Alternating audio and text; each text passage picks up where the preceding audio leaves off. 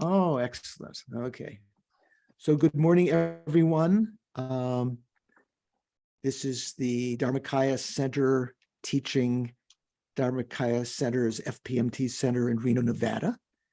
And I am Monk George Churinoff. My ordained name is Thupten Sultan. You could say Gelong Thupten Sultan. They would say Gelong Thupten Sultan. That means fully ordained monk. But that is not easy for people to say. So they say, what should I call you? I say, just call me Monk George. It's easier.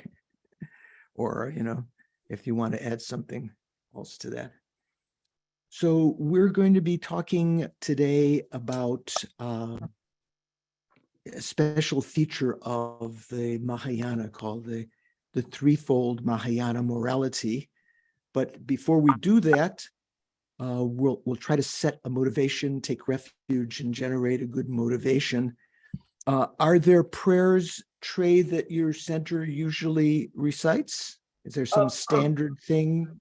Well, I think I would like to offer a short mandala offering to the teacher, if that's okay. Yeah. Okay, that's fine. Okay, all right. So this ground, anointed with perfume, strewn with flowers, adorned with Mount Meru, 4 continents, the sun and the moon, I imagine this as a Buddha field and offer it. May all living beings enjoy this pure land. O holy and perfect pure Lama, from the clouds of compassion that form in the skies of your Dharmakaya wisdom, please release a rain of vast and profound Dharma, precisely in accordance with the needs of those to be trained. Idam Guru Ratna Mandalakam Niratayami. Thank you. So, I visualize also offering mandala to my gurus at the same time. So nice to see you. Let's begin with a little meditation. Quiet our mind. Probably, maybe all of you are well contained and quiet anyway, but it's a good start. So sit comfortably with your body comfortable.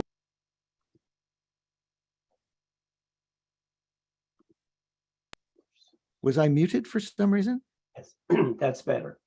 Now you're okay. Sorry, I must have muted for some reason there. So, eyes not open completely, not completely closed, and focus your attention first of all on your breathing. Don't control it. Just as though you were trying to listen to your heartbeat. You don't have to cause your heart to beat. Your breath is going to go anyway.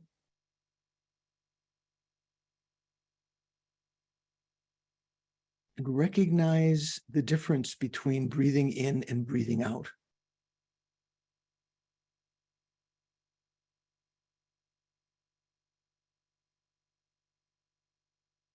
Once you have recognized that, you can try to hold your attention to it with the mental factor we call mindfulness. Mindfulness always keeps in mind something that was previously recognized.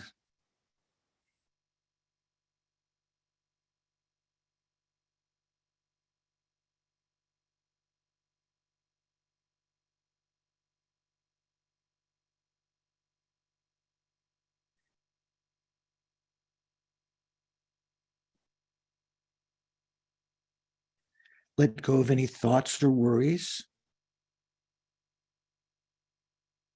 If your mind is captivated by something, some nice thought, or notices a pain in your body, try to just let go of that and just keep all of your attention on the mindfulness of the breathing.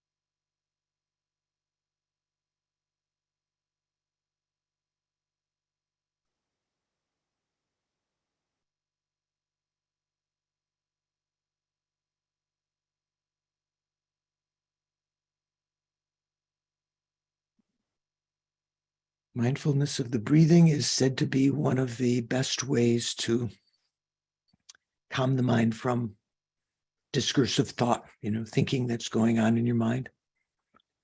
Now, once you've calmed your mind a little that way, bring your attention, instead of watching the breathing, bring your attention to your mental consciousness, your mind, that within which you think. That doesn't mean put your attention up in your brain. The mind doesn't necessarily reside there. It means just watch your thoughts as though they were clouds within the spaciousness of your mind, what the Buddha calls the clear light nature of the mind.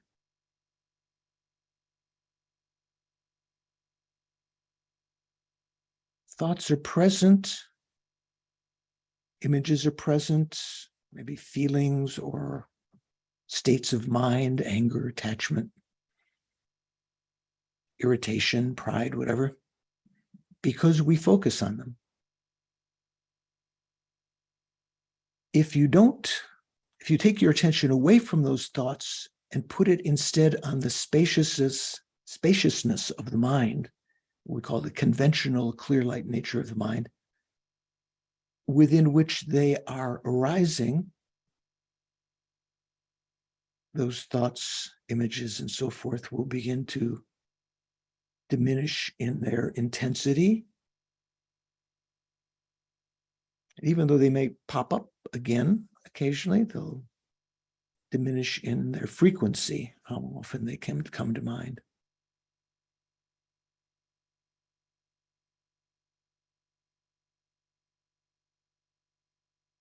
Our mind has a feature, a nature, conventional nature of being unobstructing to thoughts, images, and so forth. They can arise instantaneously. They can disappear instantaneously.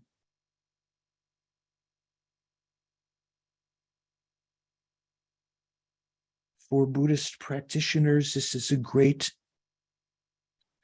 knowledge to have. We don't have to be unhappy. We don't have to be angry. We don't have to be attached.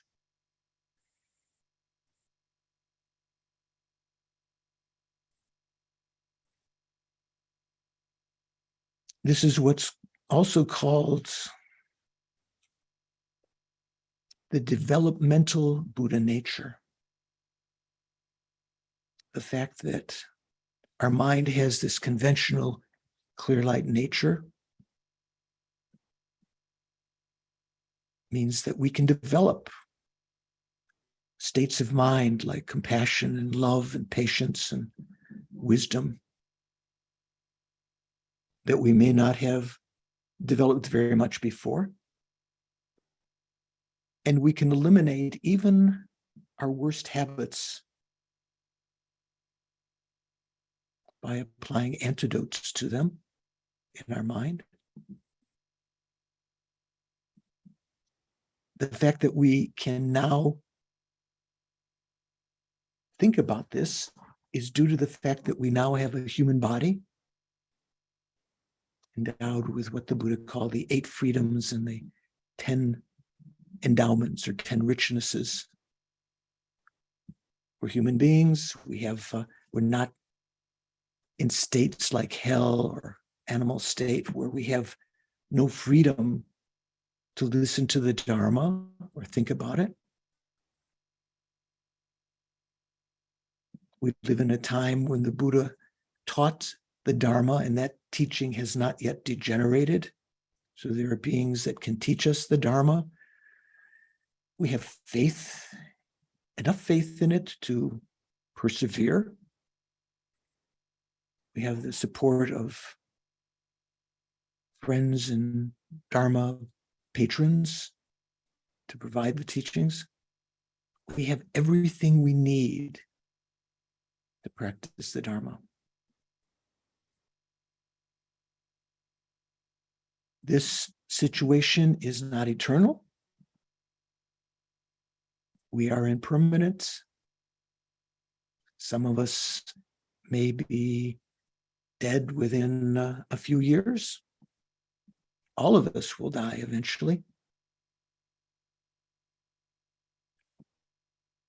Recognizing that this life of leisure and endowment is one in which we can develop Dharma insights, purify negative karma that might impel us in the future into the lower realms. I think that I'm going to participate in the talk today with a higher motivation, not just to accumulate intellectual knowledge, but to become a better person, to become an authentic person who works, who thinks about others, who has empathy for others, compassion, love for other beings, and has the inner resources to devote effort in developing our qualities of mind to work for the welfare of others, whether it be providing care for them or teachings for them, leading them by example out of ordinary mindset that is centered only on the appearances of this lifetime, only on the pleasures, avoiding suffering for oneself. Thinking that all living beings have in the past been our mother. Every living being has been our mother numberless times in past lives. Over the course of beginningless time, they've all been kind and are deserving of our affection, just as our present mother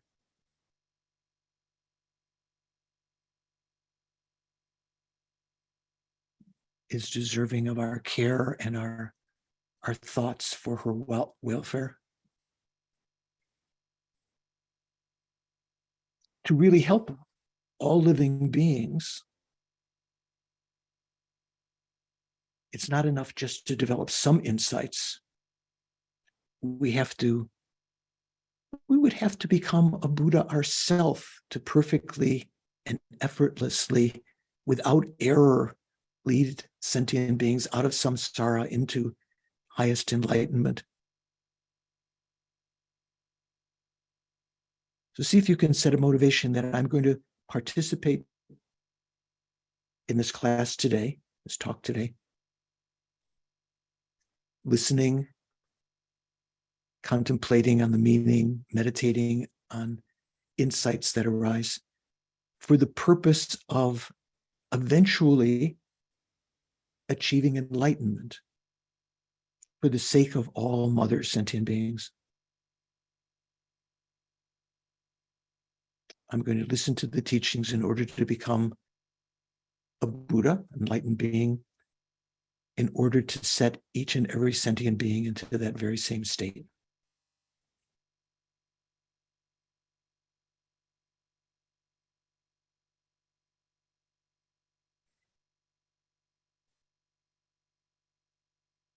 And then bring your attention back to the present.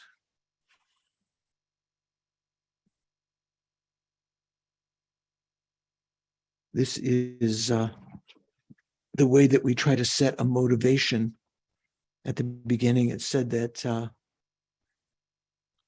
when we create karma, actions that will have results in the future,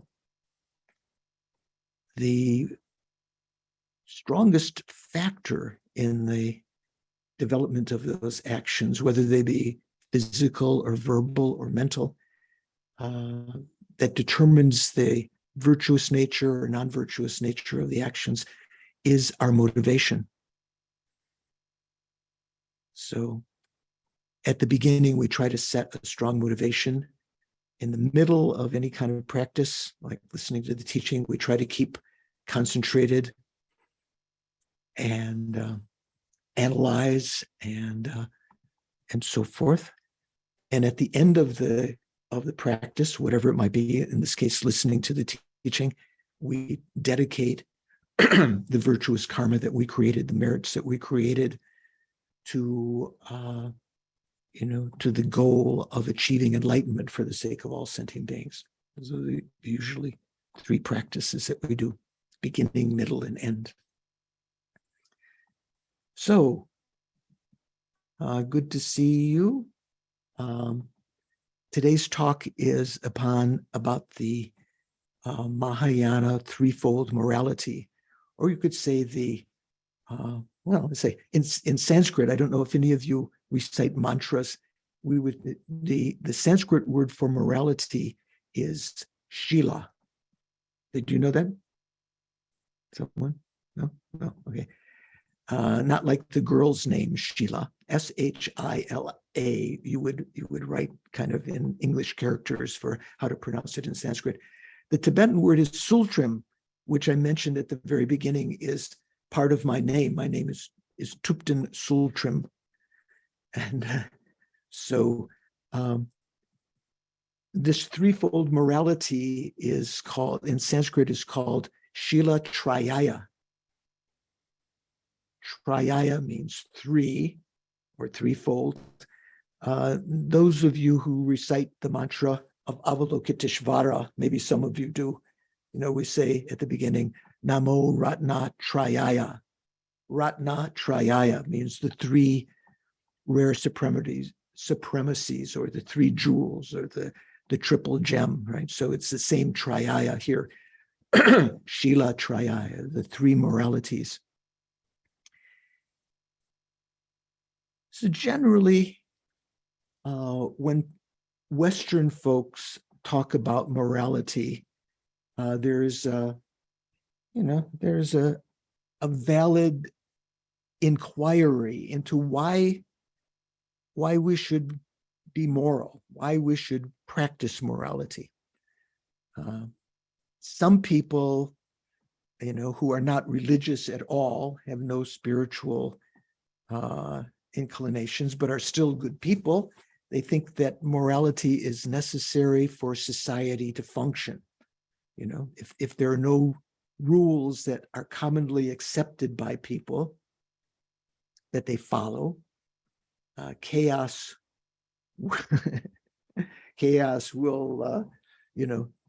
will reign. Maybe you might feel that way about present situation, political situations in the world today. But then there are people who are religious, and they would, let's say Christianity may claim the basis for morality. The rules that one should follow are set out by God, right? Is that would you agree that's in certain circles, that's the the defining fact? God said these 10 commandments, therefore you have to do.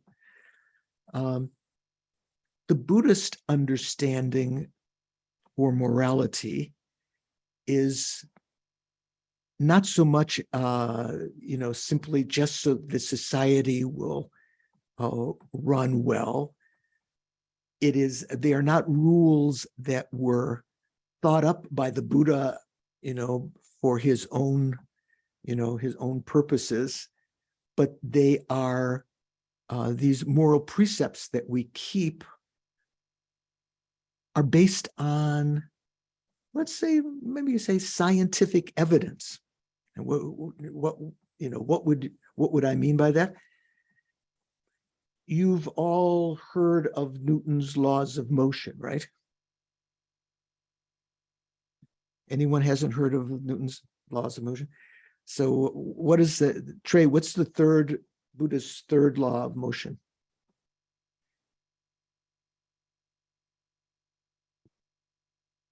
The third law of motion?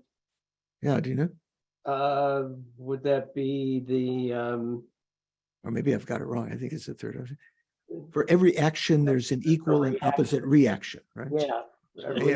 Maybe I've got it wrong. Maybe that's I the think that's second. wherever the reaction, there's a reaction to every action. There's some reaction from the crowd. Okay, good. So, you're out on the ice skating rink, and you think to pull a trick on your friend, and you push them. But in pushing them, there's a reaction on you. It pushes you back, right? Rocket that takes off, sends out gases down, pushes down, and in so doing, there's a reaction that the rocket goes up. It's one of the basic laws of physics that we are able to send things to the moon. We are able to do things. These laws are known to be kind of accepted to be universal laws. Someone sent me recently, and I shared with some people, a little cartoon of some judge talking to two people, one of whom is sort of floating in the air, rising in the air. And he said, "You have violated the law of gravity. So you're under indictment," or something like that.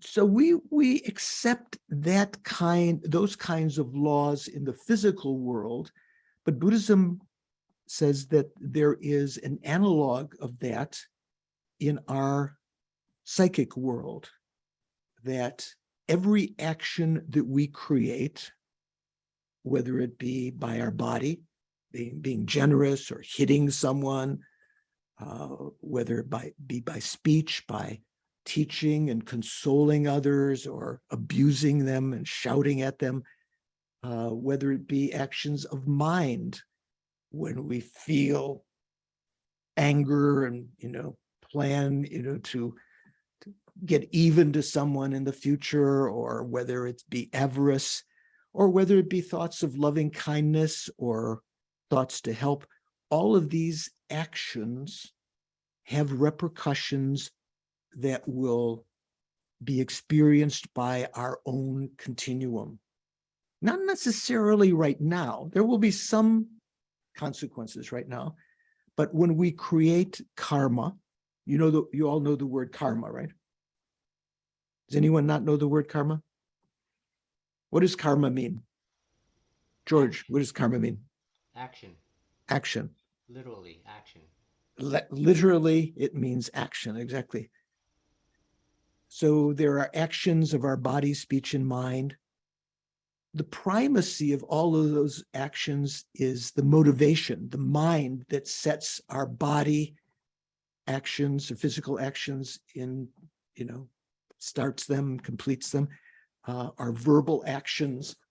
The mental factor that we call intention is the actual thing that creates the karma. So from a Buddhist perspective, the Buddhists saw that the happiness of sentient beings depends upon their creation of karma. If they create virtuous karma, they will have happy results in the future, comfortable results. They'll be born as humans and so forth. If they create negative actions, they create the cause for their own suffering in the future. Even if they think they're being clever by cheating, you take some money, you think, oh, this is not going to have any bad result. I'm getting rich here. I'm cheating on my income tax, or I'm stealing, or whatever. Or I'm becoming more powerful by going out and abusing others and trying to take control. The Buddha saw that those actions, although temporarily we might think they benefit us, they bring about problems for ourselves in the future. And of course, those negative actions cause suffering for others. So the sense of Buddhist morality, I would say, is based on reality, based on truth, based on just like as we say, the laws of motion are not something to be adjudicated in court, right? You know, someone in the Congress might set a bill and say, we are hereby, what's the word? Not defunding or canceling the laws of motion. They no longer have to be obeyed, right? It's not something that is something that is up to human judgment. They're based on reality. So when we talk about morality generally in the Buddhist teachings, if we talk about the general teachings of Buddhism before the Mahayana became ascendant, we talk about the Buddhist teachings in what he called his lesser vehicle. Are you familiar with that, the Hinayana? Mary Wellhoner, do you know what the Hinayana refers to? Yeah, I do, but I've always had questions about, where that term lesser vehicle came from. Did it come from the Buddha? Did he call it that? I mean, they don't consider themselves the lesser vehicle. Right.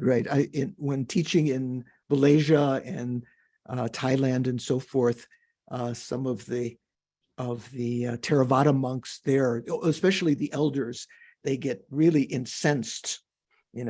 Oh, who do they think they are, calling themselves the Mahayana and our teachings, the Hinayana. Actually, the Buddha, in his teachings on the perfection of wisdom, and in other Mahayana teachings, he said, those of you who are intelligent and courageous should not be satisfied with my Hinayana teachings. So the Buddha said that he taught a lesser vehicle, which brings you to the destination of nirvana, one's own, goal of being free from suffering, having escaped from cyclic existence. If you achieve nirvana and the Hinayana path, you will no longer be born in cyclic existence, in samsara, due to your karma, without choice. Right now, we're born in cyclic existence without choice. So that's a great goal. And that's the teaching that was most prevalent when Buddha existed some 2,500 years ago, Buddha Shakyamuni. But he also taught that it's not sufficient simply to achieve that state of, self-perfection, nirvana, that if you achieve that state without a higher motivation, you will remain in that state for eons, not helping others, just sort of blissfully concentrated on the emptiness of all phenomena. Your body may have disintegrated well before that. So the Buddha taught also the Mahayana, greater vehicle, that say the word yana means vehicle, right? Have you heard that before?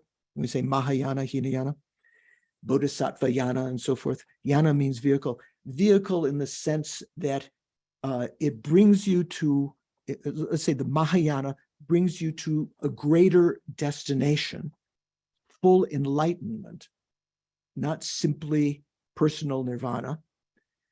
And it's a big vehicle in that it brings all other sentient beings along with you to that destination. Does it make sense? So the Buddha called he did say he taught a lesser vehicle that brings people, just an individual, one person, to their individual nirvana. And he taught the Mahayana, the greater vehicle, that brings all living beings to the ultimate destination of enlightenment. Have you heard that before, Mary Mulhoner? You haven't Yeah, heard that? yeah, I have heard that before, but I do have a question about it from the limited Hindu teachings that I've had and the limited Nyingma teachings that I've had. What I've noticed in the difference there is that they say that if you reach that point of nirvana, the bodhicitta and the emanation will automatically, spontaneously spring from that. And that's what I see as the difference in the teachings I've received on the Mahayana. And I mean, Nyingma is Mahayana, but some of those teachings are taught in a very different way, that the bodhicitta is the result rather than a cause. Well, it's not the result of achieving nirvana. Well, that's the difference of, I mean, some of Well, the, I would ask you to search out your teachings. They certainly in the Nyingma tradition, we talk about the four Buddhist schools in Tibet. The Nyingma, which is the oldest, sort of the first one, the Kagyu, the Sakya, and the Gelugpa. All of them practice, let's say, as their main practice, the Mahayana. All of them also observe all of the vows of the that are found in the Hinayana teachings on morality. Say the vows of monks and nuns and lay people and so forth, the vows to abstain from the 10 non-virtuous actions. So they all revere the Hinayana, but in the Prajnaparamita Sutras, the Buddhist teachings on the perfection of wisdom, the Buddha said, bodhisattvas should know and practice all of my Hinayana teachings, but they should not actualize them. That is, they shouldn't aim to achieve nirvana for themselves alone, but that they should instead develop the bodhicitta, which gives them the goal of achieving enlightenment for the sake of all sentient beings. We even talk about the fears of the bodhisattvas of falling into two extremes: the fear of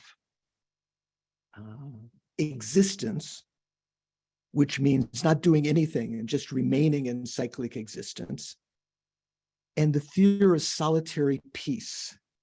So the Hinayana practitioner would not fear solitary peace. That means achieving nirvana. That would be their goal. But once they achieve that, they are more or less, out of the game. They're just in deep meditation for eons. So I don't think you would find in the Nyingma teachings that they think that that's a good goal to achieve first. Anyway, you do some research about that. So generally, when we talk about morality in the general teachings of the Buddha, if we don't want to call it the Hinayana, the Buddha referred to it at the time as the Shravakayana and the Pratika Buddhayana. Have you heard of those terms before? Good. Okay, you haven't. Some have. George, you've heard? What's the Shravakayana? What's another way of calling it? You're muted. There you go. Oh, you're muted again. If you press the space bar, I think temporarily, there you go. Yeah, well, I had to click. Anyway, I've heard of these terms. I just don't understand them. I know there's 4 of them. What 4 have you heard? Shravakayana, Right. Pratika Buddhayana. Pratika Buddha, Madhyamika, and the 4th one, I can't remember the name. Okay, generally what we say are there are 3 vehicles. The Shravakayana, which sometimes is translated as the vehicle of the hearers. That refers to the monks and nuns at the time of the Buddha who listened to the teachings, put them into practice, and then they told others, I achieved the goal. I achieved nirvana. I am an arhat. I will no longer be born in cyclic existence. So that kind of etymology of Shravaka in Sanskrit means hearers. They heard the teachings, they put them into practice, and then they cause others to hear about their success. The Pratyeka Buddhas are other practitioners like that who had the ambition of, in their final lifetime as a human, generally as a human, to achieve their nirvana by themselves without the presence of a teacher like Shakyamuni Buddha. They may have heard the teachings from Shakyamuni, but kind of like that TV commercial many years ago, I don't know, some lady, her mother or her mother-in-law is trying to help her in the kitchen, or demand that she uses a certain soap or something. And she said, "Mother, please, I'd rather do it myself." Anyone remember that? Yeah. Okay. So these are the solitary realizers. Is that what Yes, these are called, the Pratyeka Buddhas are called solitary realizers. So those two vehicles, the Buddha taught, and that's generally what we find if you read the Theravada teachings, Thailand, Sri Lanka, Burma, and so forth. But also the Buddha taught the Bodhisattva yana. That vehicle is the path that leads to Buddhahood, not to simply nirvana. So we usually say there are three vehicles. Majjhimika or Majjhamaka is the name of a philosophical school. It's not one of the vehicles. Generally, we wouldn't say Majjhimika yana. Right. That's true. Okay. I got it. So generally in the Shravakayana and in the Pratyeka Buddhayana, which from a Mahayana point of view, you could say the vehicles of the Hinayana, the main practice of morality is the abstention from negative actions, to refrain creating negative actions. Right? Say when you take vows of a lay person. Does anyone here have the lay precepts? So how many precepts do you have, Trey? How many vows do you have? 6. 6. Oh, I never heard of 6. What are the 6? Well, what? No lying, no stealing. Well, let's start with body. So actions of body: no killing, no killing, stealing, sexual misconduct, misconduct, and speech. right speech, no lying, right, and speech,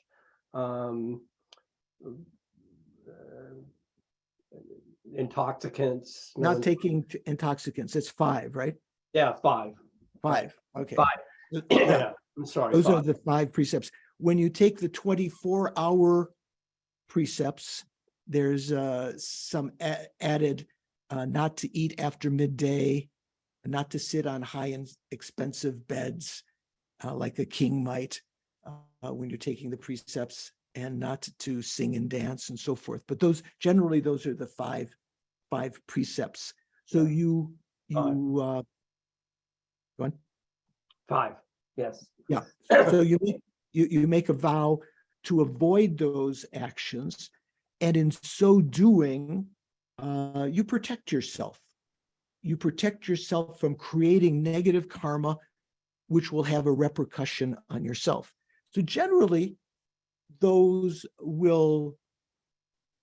general, if you engage in those actions of killing, stealing, sexual misconduct, calling misconduct in the sense that it's going to cause some kind of schism among partners and so forth, you're not doing it in the right way. Lying and intoxicants, generally they'll cause problems also for others, besides the fact that you create negative karma for yourself.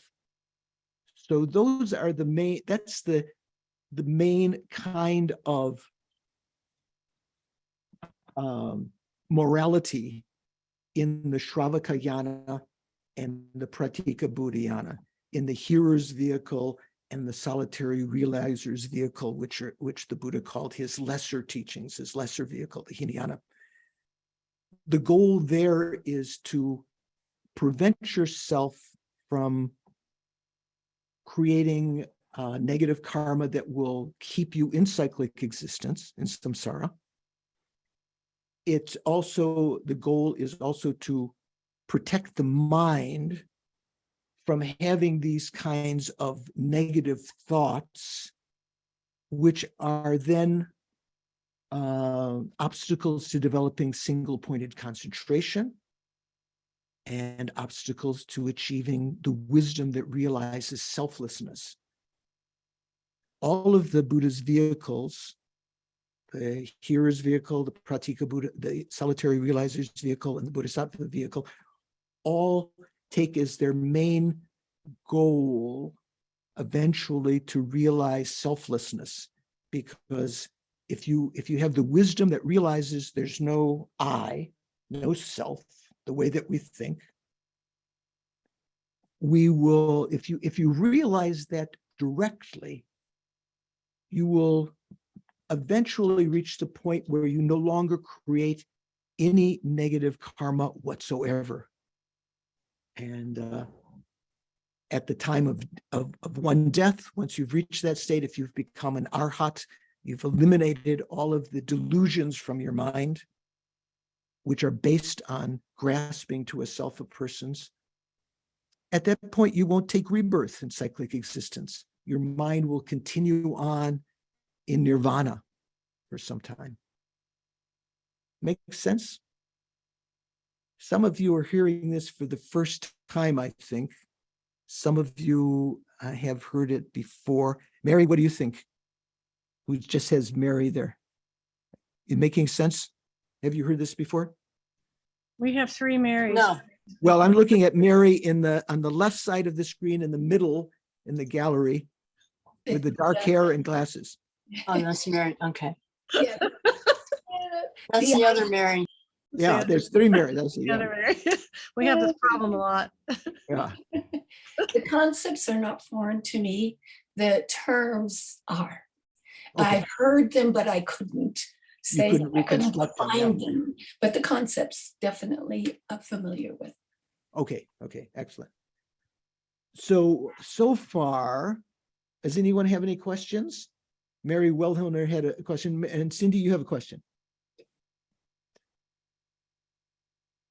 So the Hinayana vehicle, it seems to me, by what you're saying, is that the difference between the Hinayana vehicle and the Mahayana vehicle is in the motivation.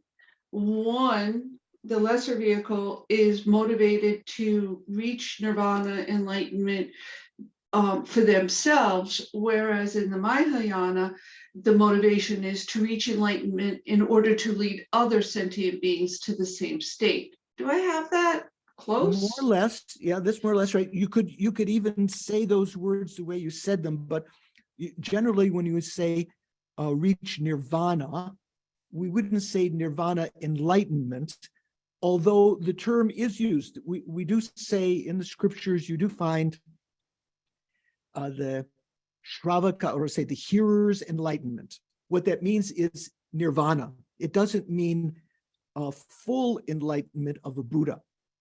When we talk about the solitary realizer enlightenment, it means their achievement of nirvana at some time without the presence of a teaching Buddha in the future. Generally, the word for enlightenment in Sanskrit is bodhi. Have you heard of that? B-O-D-H-A, like the Bodhi tree in where the Buddha sat under. Anyone know? Where is that? Bodh Gaya, right? In Right. India. Bodhi seed, mala, bodhi, B-O-D-H-I. Bodhi means enlightenment. So you could say the hearer's bodhi and the the solitary realizer's bodhi or enlightenment. But when we talk about the enlightenment of a Buddha, we say samyak sam bodhi. Samyak sam means fully complete enlightenment, fully completed enlightenment. When you achieve nirvana, or the enlightenment, if you want to say the enlightenment of a hearer or solitary realizer, what you've done is you've eliminated from your mind all of the delusions, anger, attachment, ignorance, pride, doubt, jealousy, 84,000 different types of delusions, because you've eliminated the root of generating those wrong states of mind. The root of all of those states of mind is believing in, grasping to the existence of a findable, inherently existent person, truly existent person, which we all now, unless some of you are, Buddhas or high bodhisattvas, we all still grasp to this kind of inherent existence, as though phenomena really exist the way that they appear. So when you achieve this goal of the Hinayana, nirvana, or if you want to say bodhi, their enlightenment, you have eliminated all those faults from the mind, and having eliminated those faults from the mind, you will no longer, without control, take rebirth in cyclic existence. That's sort of like when we talk about peace, the peace of nirvana means, sometimes now people might not be so interested in giving up samsara. Oh, I enjoy, my chocolate milkshake in the mall, and I enjoy going to, I enjoy the debates and so forth. But when you achieve nirvana, you no longer will experience any of that, which might seem like a disappointment to some people. But from the point of view of someone who's practiced the spiritual path for a long time, is a state of peace. No more of this, Yeah, Trey, go on. So, in regards to the state of nirvana that you're referring to, can't that, besides taking rebirth in that state, can't that state be realized within one's living life? Yeah, you can achieve nirvana.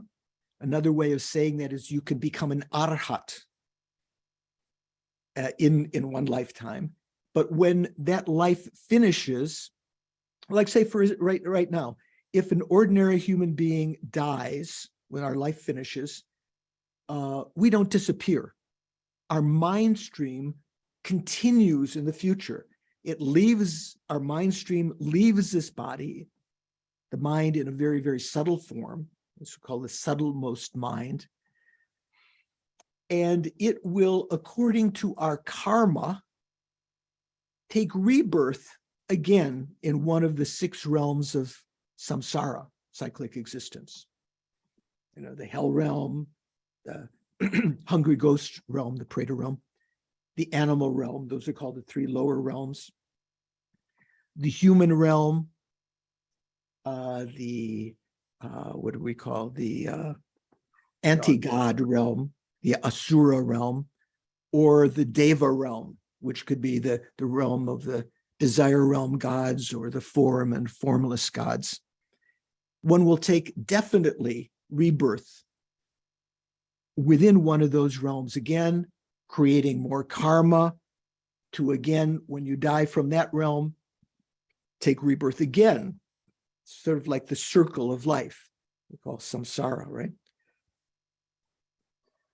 You've heard that before, right, Trey? Yes. So, yeah. So what you're saying is that you can obtain sort of an arhat nirvana within this life, but upon the physical death, the consciousness still takes a rebirth in in a samsaric realm. No. If you achieve nirvana in this life, you won't take rebirth in samsara. Otherwise, if you haven't achieved nirvana, if you haven't eliminated from your mind the grasping at a self, and you haven't eliminated all of these delusions, at the time of death, some karma will ripen. And because of, when we talk about the 12 links of dependent origination, craving, grasping, and becoming, because there'll be craving, which is a delusion, and grasping, some karma will be ripened into what's called becoming, and you will take rebirth again in the future. Once you've achieved nirvana at the time of death, there's no longer craving and grasping to cause karma to ripen, to throw you again into samsara. Let me see. Anne is nodding her head a little bit there at the bottom. What do you think, Anne? Is it making sense? Can you unmute? If you press the space bar, you can unmute temporarily. There you go. I'm familiar with that. You're familiar with that. Okay. So there's a difference between the Hinayana nirvana and the achievement of enlightenment. That is the goal of the bodhisattva path, the bodhisattva yana, you might say. So the main practices of the Shravakayana and those are the hearers vehicle, the solitary realizers vehicle, are what are called the three trainings: morality, concentration, and wisdom. Call them the three higher trainings, right? Morality, concentration, and wisdom. And their morality is just of one kind: abstaining from negative actions. In the bodhisattva yana, in order to achieve enlightenment, it's not sufficient simply to have eliminated the delusions from one's mind. It's not sufficient to simply have eliminated grasping to the self. It's not simply enough to get rid of anger, attachment, ignorance, and so forth, all of the delusions. One has to have overcome the tendency to cherish oneself over others, what is called the self-cherishing attitude. And one has to develop this very special Mahayana mind that we call bodhicitta. Have you heard of bodhicitta? Mary Honer, have you heard? Well, Honer, have you heard of bodhicitta? Yeah, yes, of course. Yeah, okay, of course. So would the Hinayana arhats, or let's say the Shravaka, here arhats, solitary realizer arhats, can they have bodhicitta? Do they have bodhicitta? Well, I mean, according to you, I guess not, but I have opinions do vary. I don't think any opinions vary. I'll Okay. make that statement. If you check, especially check with some Nyingma teachers or other teachers, bodhicitta is not a state of mind that the practitioners of the lesser vehicle engage in. Their main aim, their motivation is to achieve nirvana. It's like that song that we probably, some of you are old enough to remember. I see some gray-haired people like myself. We got to get out of this place. Remember that song? What was that? I can't remember who sang that. Not the Doors, someone else. Who is it, Mary? By the Kinks. The Kinks. Okay, I didn't know. And It was it's the like, Kinks. we We gotta got to get out of this place. Or no, Exactly. If it's the last no. thing we ever do. It wasn't the Kinks, somebody else. Okay, someone else. Okay, that doesn't matter the person, but just the thought. So the Hinayana thought is, I've got to get out of this place, not Yeah. we've got to get out of this place. The Mahayana thought that's based on bodhicitta is, we've got to get out of this place. What is this place? Samsara, cyclic existence, right? Yeah, the animals. That's who it was. The animals, there we go. Thank you, Trey. I'm glad someone has some better recollection than I. So in order to achieve full enlightenment, it's not sufficient, but it is necessary to eliminate self-grasping. It's absolutely necessary, but it's not sufficient to achieve enlightenment, full enlightenment of a Buddha, Samyak Sambodhi. What is necessary also is to develop a state of mind called bodhicitta, where one is, it has two aspects. One is that it's aiming to achieve enlightenment for the welfare of sentient beings, like the motivation we had at the beginning. Thinking, if I don't use this life, if I use this life simply for the goal of this lifetime, to become rich and famous, to have lots of money, to have anything I want,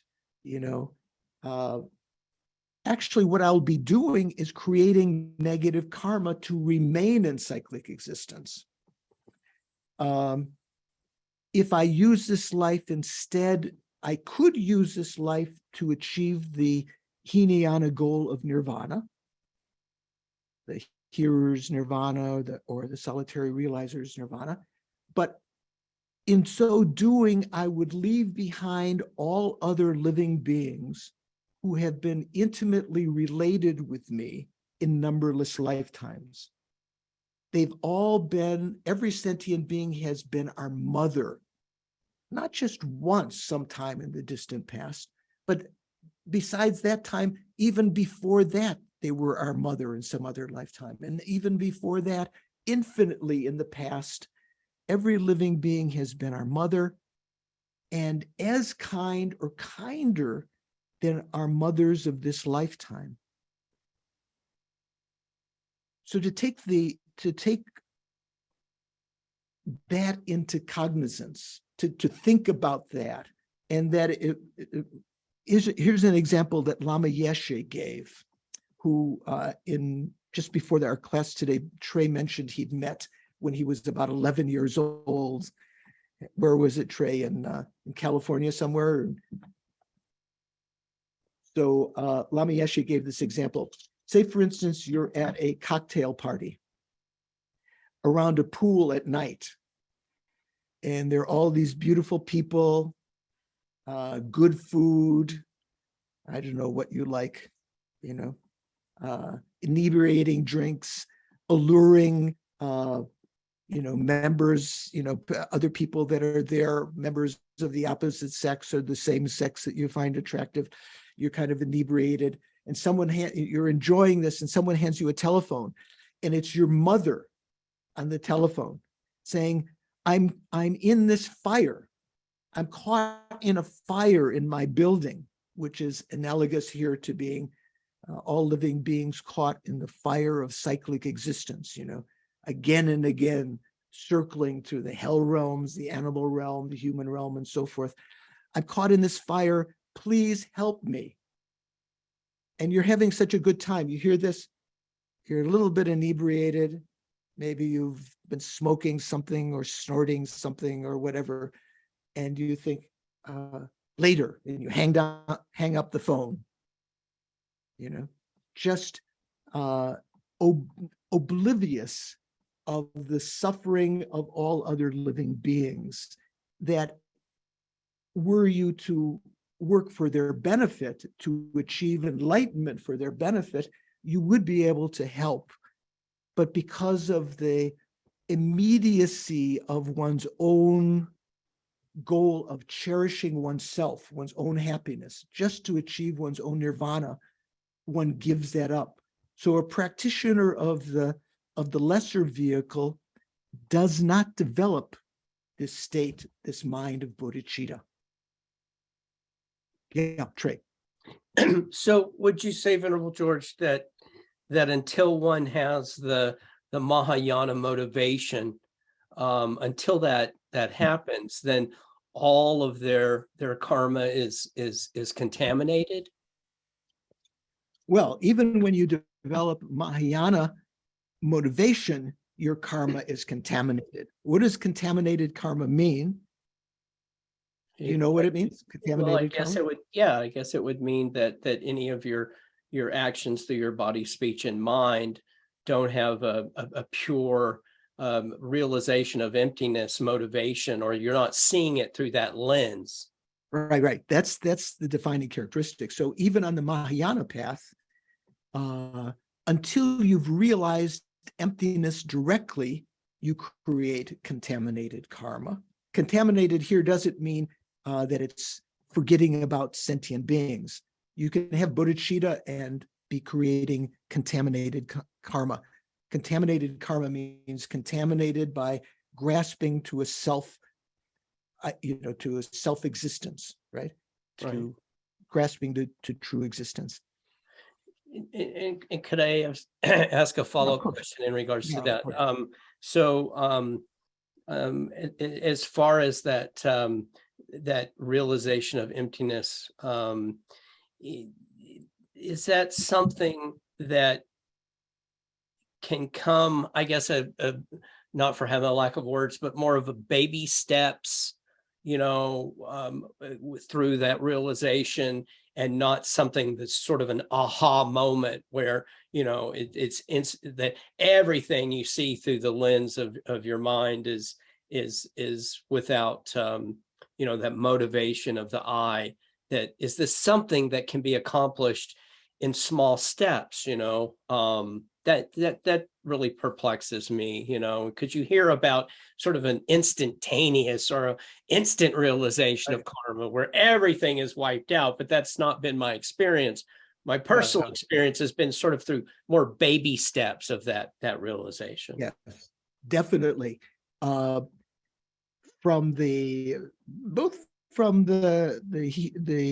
teachings in the Theravada, let's say, rather than using the word Hinayana, but the Theravada, the Shravaka teachings or the Pratika Buddha teachings, one sequentially approaches a realization of emptiness. It's not something that happens just like that. It's not like something like, I got it. Just like, someone explains it to you, you think about it for a while, you meditate for 10 minutes or something, and you go, like the light bulb, turns on or something like that. It's not like that. Mary, do you have a question? Were you putting your hand up? You have to unmute. Press your space bar. I do, and it's kind of on the same line. I've often thought about it as a continuum, but as you're talking about it, if this is a continuum and everyone is maybe at different levels of their enlightenment or getting there, whatever, is there only one endpoint? I mean, is there only one what? End point? I mean, it's like everybody has to get to right here, even though we're all on a continuum in different places. Yeah, right. So we all have Hinayana, Mahayana, and so the first point that we have to get to, which is an end point for the Theravada, let's say Hinayana, the Shravakas and Pratika Buddhas, the hearers and solitary realizers, is the direct realization of emptiness.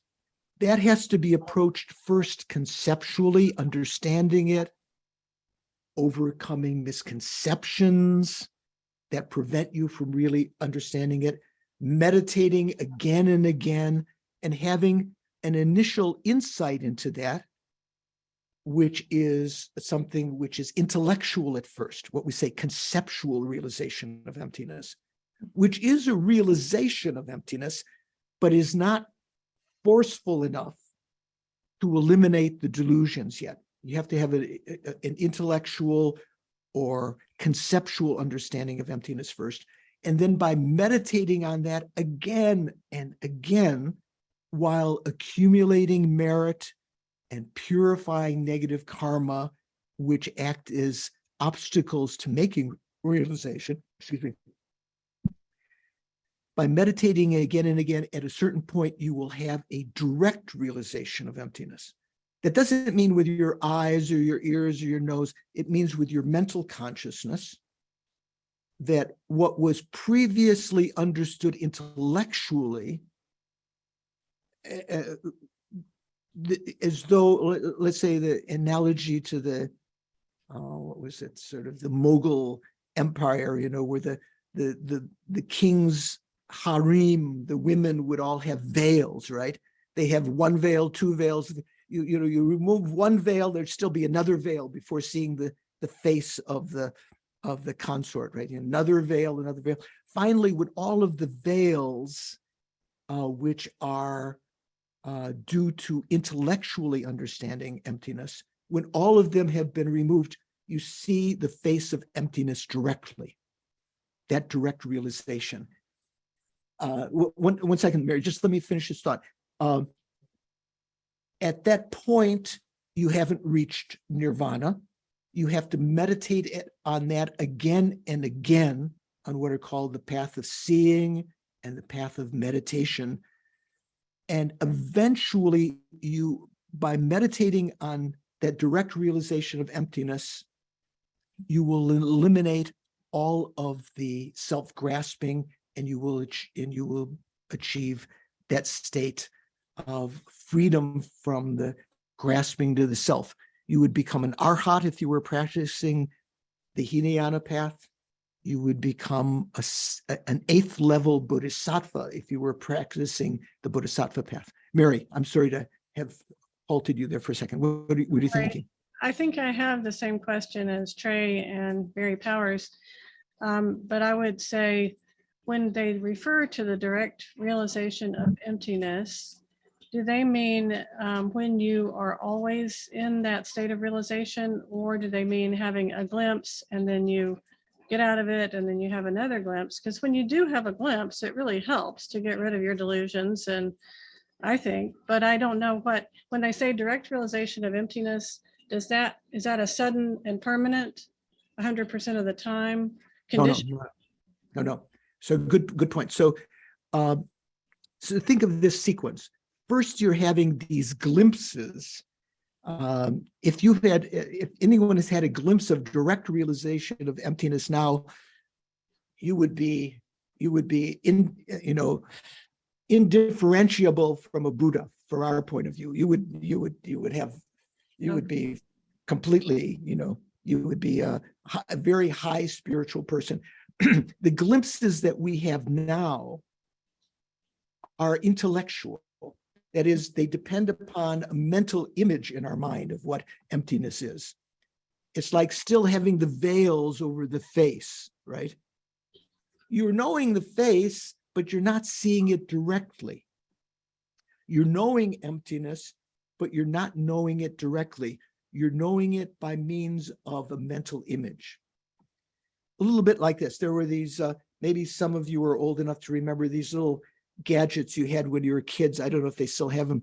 It was something you'd look into, two eye slots, and there was a little card in there that had a picture of the Eiffel Tower from slightly two different perspectives. So when you looked through that, it seemed like you were seeing the Eiffel Tower in 3D. Do you remember those things? Mm-hmm. Mm-hmm. What were they called? Right. Anyway, whatever they were. Kaleidoscope or something like that. Something like that. So are you seeing the Eiffel Tower at that point? No, you're not seeing the Eiffel Tower, but you're knowing the Eiffel Tower by means of this image, right? So in the same sense, in your mind, in your mental consciousness, through analysis, having heard the teachings, thinking about them, seeing so forth, investigating, you develop a mental image like that card that you put in that device of emptiness. That mental image is not emptiness itself. So the insights that you have when you think about that are not direct realizations of emptiness, but you are knowing emptiness, just in the same way that you're knowing the Eiffel Tower when you look at that card in that device, right? You're knowing the Eiffel Tower, but you couldn't say, I actually saw the Eiffel Tower directly. You only saw it by means of this image, right? Or looking at a photo of the Eiffel Tower. Would you say you saw the Eiffel Tower? Maybe some people would say they saw the Eiffel Tower, but to actually see the Eiffel Tower generally would mean that you were in France, in Paris, and you looked up and you, with your eyesight, you saw the Eiffel Tower. So there's a difference between the insights that we have now, flashes of, oh yeah, some aha moment. There's a great difference between that and the actual direct realization of emptiness. Okay, so when that happens, it's suddenly complete and permanent. No, you have don't get frustrated. You have in meditate, there's a meditative session that you are in deep meditation and you have analyzed it. You have at a certain breakthrough when you have a certain number of moments, maybe hours, maybe days in your meditative concentration on emptiness. But then when that concentration diminishes, you open your eyes and you look around you and you don't see emptiness with your eyes. You see the trees, you see the fences, you see the cows, you see your car, your children, your friends, your house. You see conventional reality. When you're meditating on emptiness, when you have a direct realization of emptiness, the only thing that appears to you is ultimate truth, emptiness. You don't see any conventional things. You're not thinking of any conventional things. You're not thinking, I am empty. You're not thinking anything. All you perceive is like a vast vacuity, space, emptiness. When that state diminishes, as you haven't achieved enlightenment or nirvana yet, you arise from that meditative session and you see conventional reality again. You see yourself and you have a sense of, I, Mary Wellener, oh man, I know that I do not exist the way that I'm appearing, but it is appearing. This is what's called the post-meditation, illusion-like meditation on emptiness. So at that point, due to the force of having realized emptiness directly, which is a long way from now, right? You have to have the sequentially, intellectually understand it until you realize it directly. At that point, when you rise from that meditation, due to the force of having seen or experienced emptiness directly, you know all of these appearances are like illusions. The trees, your car, your sense of self, and so forth. And in that period, you would engage in, if you were in the Bodhisattva path, you would engage in the Bodhisattva's activities, the 6 perfections, generosity and morality, patience, perseverance, concentration, and wisdom, right? In so doing, you accumulate more merit, and so that your next meditative session, when you have direct realization of emptiness, can eliminate more and more of the delusions. You don't eliminate all of the delusions in one fell swoop. Okay, I think that's a big part of the question is, you know, at that point, your delusions are not completely removed. They're coming back when you go and circulate in conventional reality again. And right, that's what you're saying. No, some of them are removed. Yeah. When you realize emptiness directly, there's a certain class of delusions that have no foothold in your mind any longer, what we call the intellectually formed delusions. Then there's another deeper set of innate delusions, those that are not due to thinking this lifetime. Those delusions are eliminated slowly over years, maybe even eons on the Bodhisattva path. And that they will, once they are eliminated, they will never come back. Yeah, that was getting to my question, Venerable George, which is at what state do you become, as far as what's referred to sort of that it no longer arises, that is completely eliminated from your mind stream? You know, we hear in the teachings where there's a point of emptiness, which it's completely been severed, and it, quote unquote, no longer arises. Right. So it is not all of the delusions that are eliminated at one time. Even of the grasping to the self, which you might say is one particular delusion, that has varying degrees. So certain degrees of that are eliminated. The intellectually formed delusions are eliminated. Then later, other grosser and grosser, subtler and subtler delusions are eliminated until you still have some fine layer of delusions that are there. And in that meditative equipoise, maybe the next time after accumulating more merit and so forth, you meditate on emptiness, and those are eliminated. Once you've eliminated all of the delusions, you are essentially an arhat. Or from the Mahayana point of view, that practitioner was not aiming to achieve nirvana for themselves, but they've eliminated all of those delusions. That bodhisattva would be on the 8th bhumi. When we talk about the 10 stages of the bodhisattva, the 10 bhumis. So on the first bhumi, they realize emptiness directly. On the second bhumi, they have eliminated some more of those delusions and so forth, up until the 8th bhumi. On that 8th bhumi, they've eliminated all of the delusions, and they're equivalent in wisdom to the Hinayana Arhat. And on the 8th, 9th, and 10th bhumis, they're eliminating the subtler obscurations that the bodhisattvas have to eliminate to achieve Buddhahood. There are overcoming the obstacles. Say, for instance, right now, it is not possible for anyone other than a Buddha to perceive conventional reality directly and ultimate reality, emptiness, directly with one mind. We always have to alternate. We're in meditative equipoise on emptiness. We arise from that, and conventional reality appears to us. All we have is a remembering consciousness of the emptiness at that point.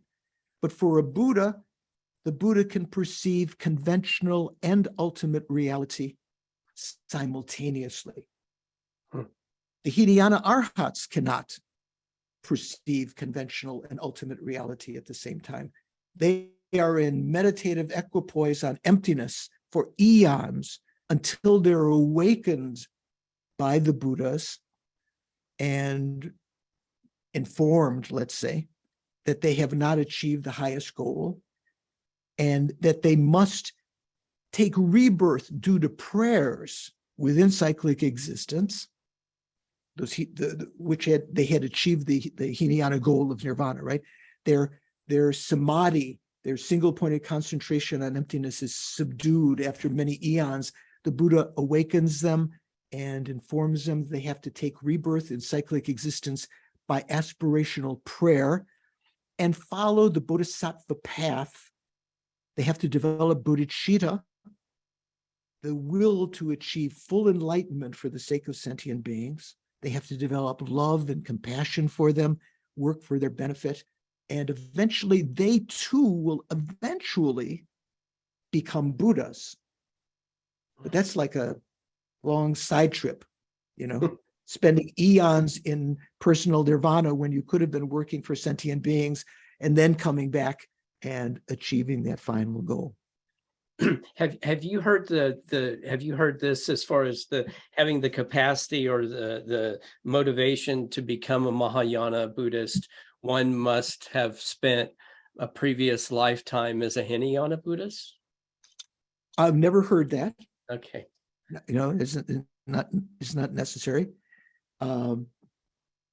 So this is getting us to the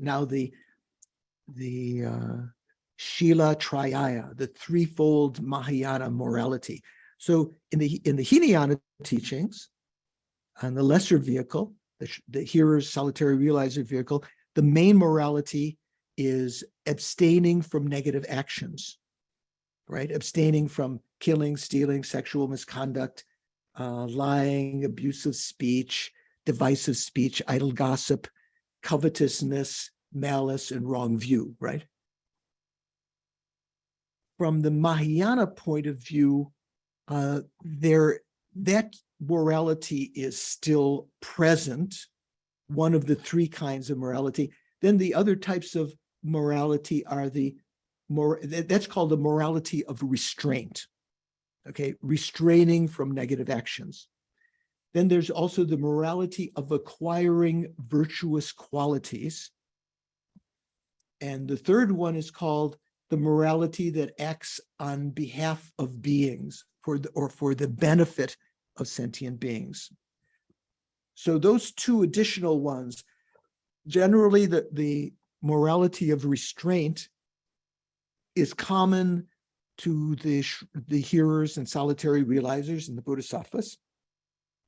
But the bodhisattvas also, because of their development of bodhicitta, this state of mind that wants to achieve enlightenment for the sake of sentient beings, they have two additional aspects of morality. The morality of, how does this text translate here? The morality of acquiring virtuous qualities. So that has many different meanings, many different aspects. What that means is, here, I'll read a little bit from a book. If any of you are, get to the stage where you want to know more, this is a book by Artemis Engels, who was a great English translator. He used to be with Geshe Tarchin, when Geshe Tarchin was alive in New Jersey. Can you see the title there on your screen? The Bodhisattva Path to Unsurpassed Enlightenment. This is called the Bodhisattva Bhumi. That was a teaching that the future Buddha Maitreya gave to a Sangha, a human being, in Tushita heaven over the course of a couple of days in Tushita heaven. And in that period of time when a Sangha came back to the earth, 50 years had passed. All of the people he knew before were 50 years older. He looked much younger.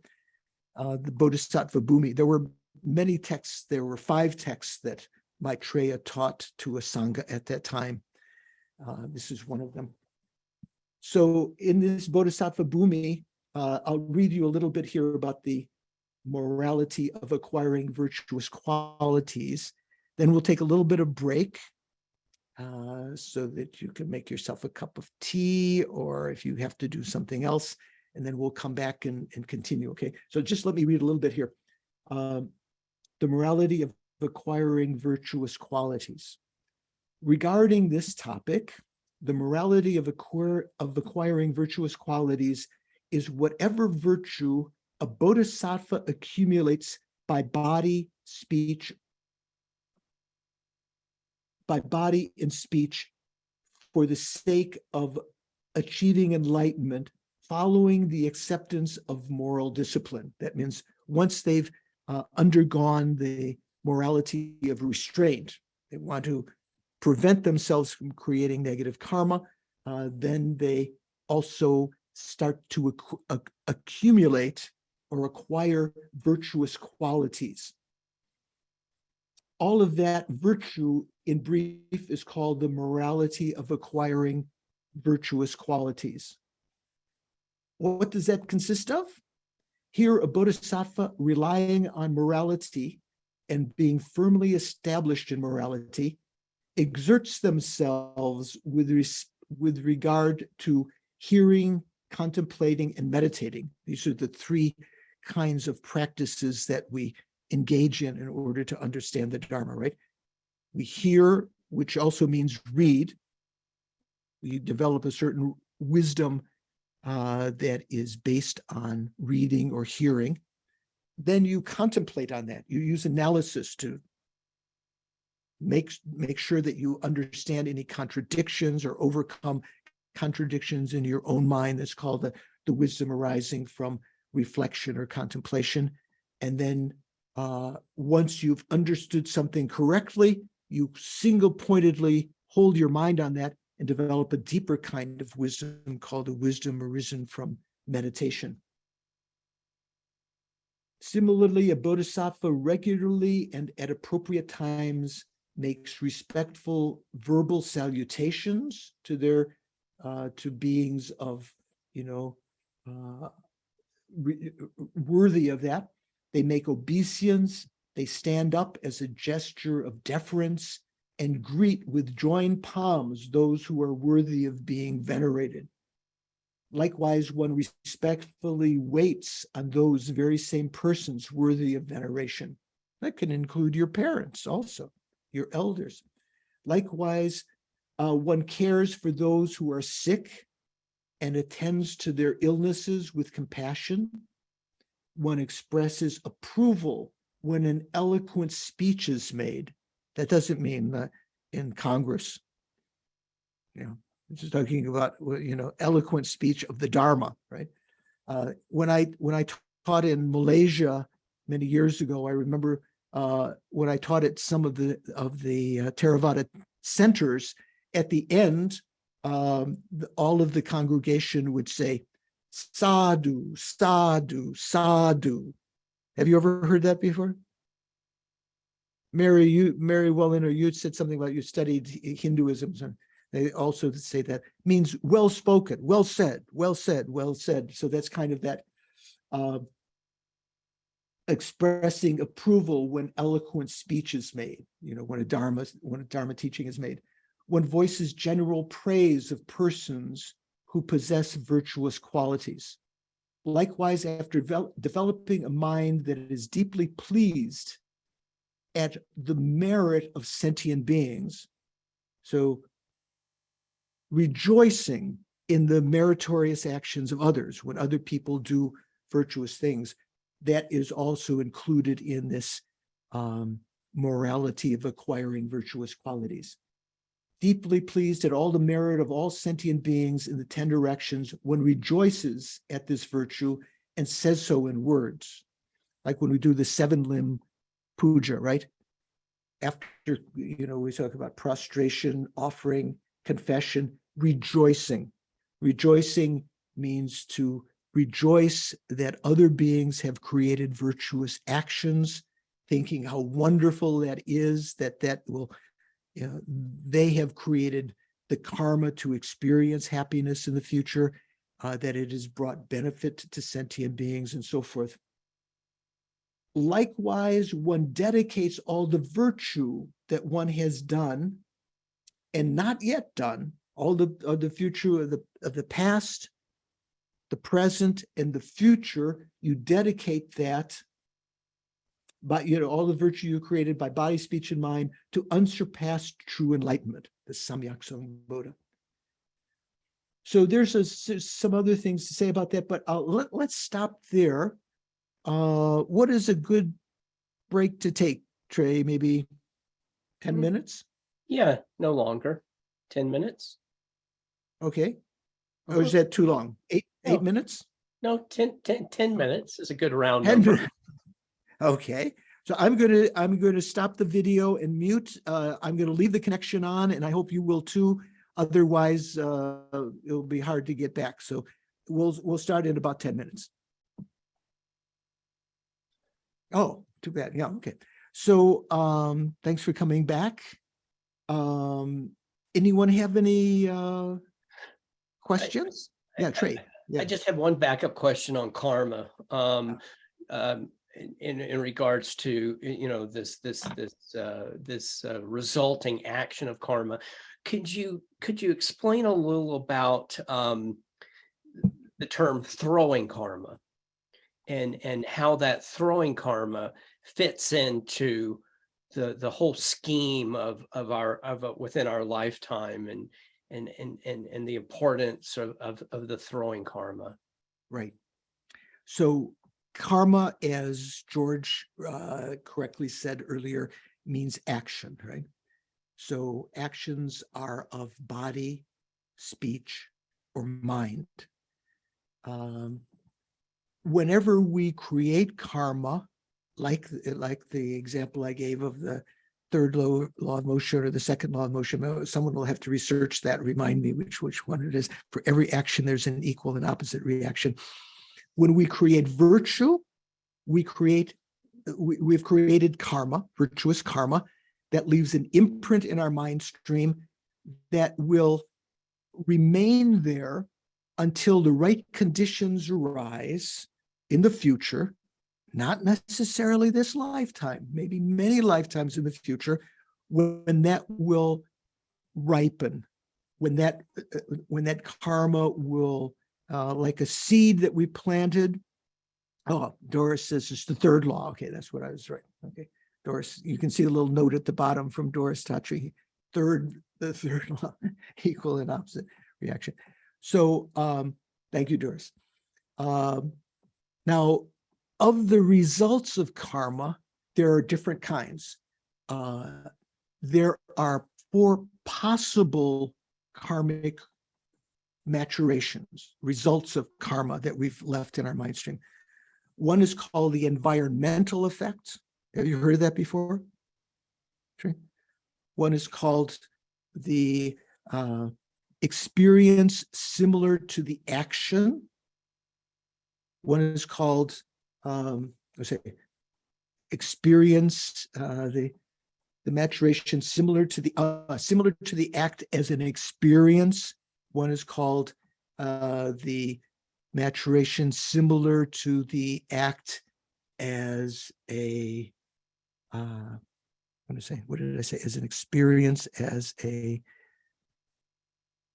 what's it called? As an action. Tendency. Tendency. Okay. And one that is called the maturation effect, which means throwing karma. So not all karma becomes throwing karma. How does something become throwing karma? What does throwing karma means? It means it is of that karmic seed on your mind stream is of sufficient intensity that when it ripens, it will throw you into a rebirth in the hells, as a hungry ghost, as a human, as a asura or a deva. You know, one of the 6 realms of cyclic existence is called throwing karma.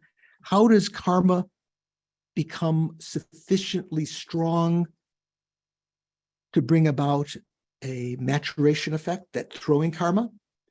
It has to have certain features. When you do the action, there has to be the intention to do that. There has to be a suitable object. There has to be the initiation of the action, the completion of the action, and then at the end, a certain recognition that that action has been done. So I'll give an example. If you talk about the karma that would throw you into rebirth in the lower realms, like say killing, okay? You would say murder or killing is a negative action that if fully completed will throw you into the lower realms. You have to see some being, sentient being. You have to recognize that as a sentient being, like say a mosquito that you're going to slap, right? Or if you're hunting the deer or fishing, if you're going to eventually chop off the head of the fish, you have to recognize that. You have to have the motivation to take the life of that. You have to engage in the action, either shooting the arrow or pulling the trigger or slapping the mosquito or whatever it is. There has to be the completion of the action. That means the being has to die before you die. And you have to have satisfaction about that.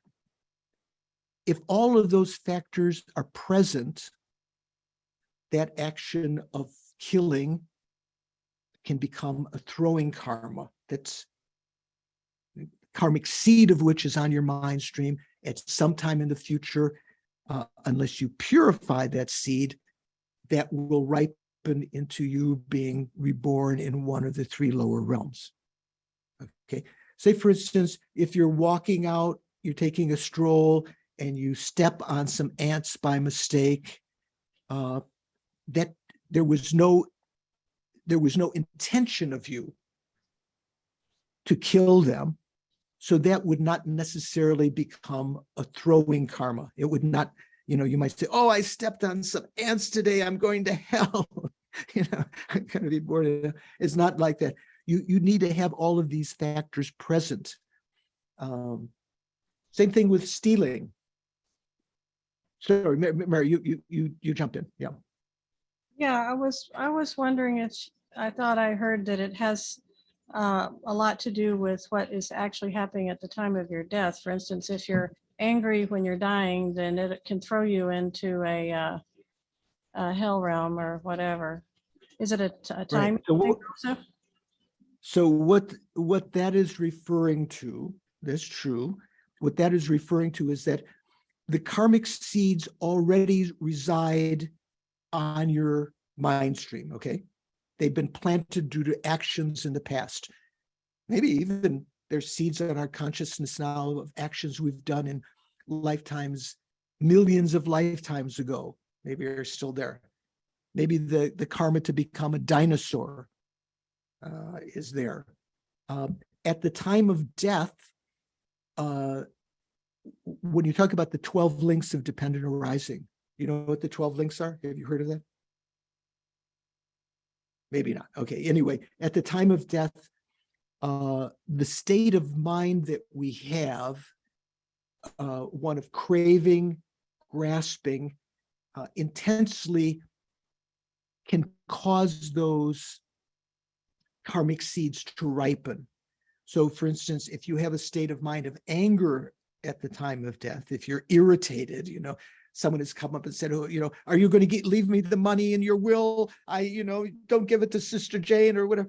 Your mind becomes agitated, and that state of mind can ripen one of the karmic seeds that's already there. That state of mind is not what throws you into the lower realms.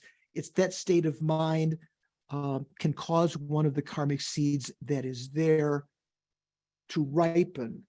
And when we call it in the 12 links, they talk about craving, grasping, and becoming. The third link, becoming, is when that karmic seed, one particular karmic seed that will throw you into another lifetime, has become, fully actualized. So that does enter in. It does enter in, Mary, your state of mind at the time of death. But the state of mind alone is not sufficient. It is acting on some karmic seed which is already there. Okay. So other actions, if you don't have all of those factors present, you can still have results. You can still have environmental results, which means that the particular experiences around you in your environment, you can have results. Say, for instance, in killing, you can have a result similar to the action as an experience. Having killed in the past, you have the karma to be killed. Some people are murdered, they walk down the street or piano falls on them. None of these things can happen unless they created the karma to experience that. So that would be a result of having killed in the past. You can have a result similar to the cause as an action. That means because you've killed in past lives, you have the habit energy of killing again. On the virtuous side of things, you say if you created virtuous karma of helping others, abstaining from harm, you can have that habit energy of restraining from harm in the future. There's some children that are seen when if they sit down in front of some insects, some of them might take a stone and be happy to smash the stone on the insects. There are other children who would be, totally frightened, to see any kind of harm to beings. That's kind of like the habitual result of either harming or not harming in the past. Does that help, Trey? Okay. So how are we doing? We're on the same wavelength here? Yeah, that was very helpful to understand at the time of death how that mechanism worked, that those seeds are already imprinted on the consciousness. Right. And they just, because I think, I was sort of with Mary that we were trying to understand better at the time of death, the state of the mind and how that played into the throwing karma. Right. So in addition to that, say for instance, you have the karmic seed on your mind to be born as a dinosaur. Right now, that karmic seed, no matter what you think, won't ripen at your time of death because there are no, at least as I know, unless you subscribe to Jurassic Park or something, there are no dinosaur embryos to be born into, right? But if you can, at the time of death, if you can die in a quiet state of mind, in a virtuous state of mind, in accordance with what Mary is thinking, I think, you can prevent, even if there are very heavy karmic seeds from having done negative actions this life or previous lifetimes that you have not yet purified, unless you have some negative state of mind at the time of death that would cause them to ripen, they will not ripen. So that probably is the origin of what Mary Welliner was referring to, of the importance of having a calm or virtuous state at the time of death. Because even if you've, as a beginner, we haven't purified all the negative karma from our mind stream. If you can die in a virtuous state of mind, you can prevent those negative karmas from ripening, maybe leaving it to the future lifetimes to purify them so that they're no longer there, right? Mm-hmm. You know how to purify negative karma, right? Yeah, the 4 remedial powers. Right, the 4 opponent forces and remedial powers, so regret and so forth. Through the application of those powers, you can cause negative states of mind that still reside in our mind stream to be lessened into their intensity, to be put off, the ripening of them to be put off for eons in the future while you're still purifying them more, or especially by meditating on emptiness, you can cause those seeds to become non-existent. Say, for instance, you can think, oh, I killed a squirrel with my BB gun when I was a kid, not knowing, and you feel regret about that. You would meditate on the fact that the person you think did that, meaning you, I killed that squirrel. There is no inherently existent Trey, or did I say Trey? George. There's no inherently existent George that killed that squirrel. There was no inherently existent squirrel that I thought I killed. There was no inherently existent action of killing. It was just merely imputed by the mind. By meditating in that way, you can cause some of the karmic seeds to become totally, impotent. There's still some residue in the mind, but it's like a seed that's been put in a frying pan put in the oven at 400 degrees for a cup, for 6 hours, it's not going to, that seed, whatever it was, pumpkin seed or whatever, is not going to bring any sprout, right? It's become impotent, but it's still some physical manifestation there. So like that, there's still some residue of those karmic seeds that have been purified in our mind stream, but they can become in varying degrees, lessened in intensity, put off into the future, or become non-existent. And would that ability be able to be done at the time of death, sort of as a broad sweep of, like I think of the practice blessing the speech. There's a practice called bless the speech. May all my negative actions through my speech from here back until all times be purified. And of course, you're not recalling, the individuals and the actions, but it's sort of a broad sweeping purification, of things that maybe I don't even recall. Or is it like, who was it, Milarepa, or one of the great pundits that would get off of his donkey immediately and prostrate and purify the action that he immediately committed rather than wait? Yeah, it's not good to wait, because because any karma that we create expands. When we talk about karma, well, I guess it's worth talking about all this. We're trying to talk about a high subject like the threefold Mahayana morality, but all these basic subjects are more important. So karma is expandable. That means once you've created a negative action, or a virtuous action for that matter, if left unattended, that the power of that karmic seed will increase over time. So that's why one of the reasons why the lamas advise to do every day, let's say 21 mantras of Vajrasattva, or the prostration to the 35 Buddhas, to purify the negative karma that you have created that hasn't been totally purified, to prevent it from increasing daily. So I don't know of the particular practice that you're talking about.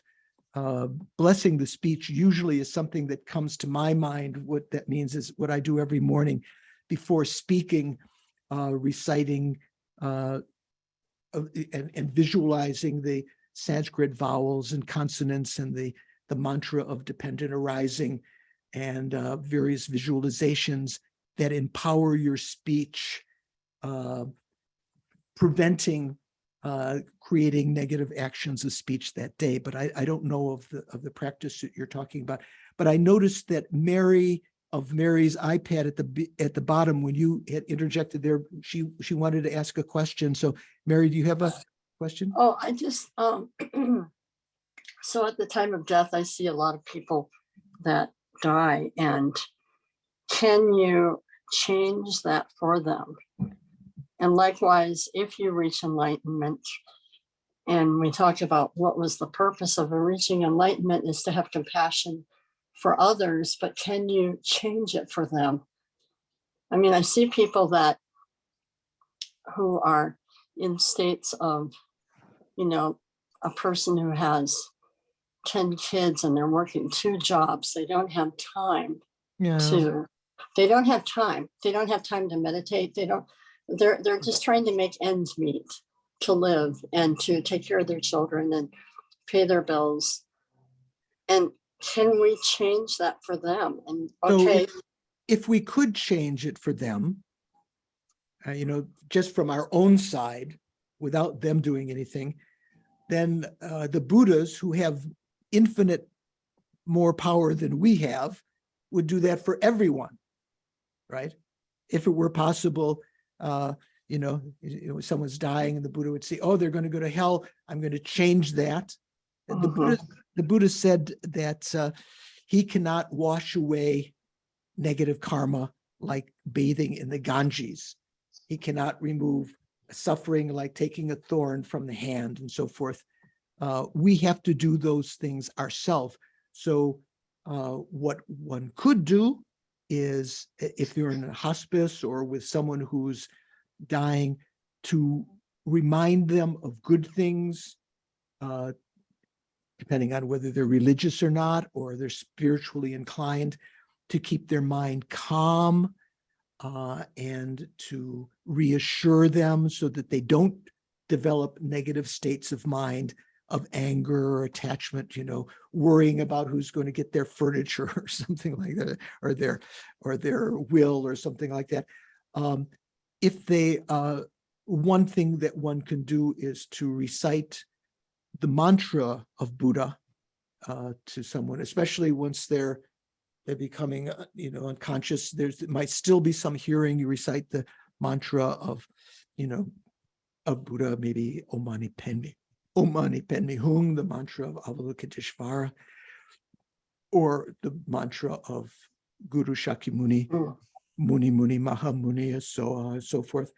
Recite the names of the Buddhas and so forth, like in the 35 Confession Buddha Sutra. If that is something that would annoy people who are not Buddhist and they don't know what you're doing, then don't do that. Just try to go along with their state of mind.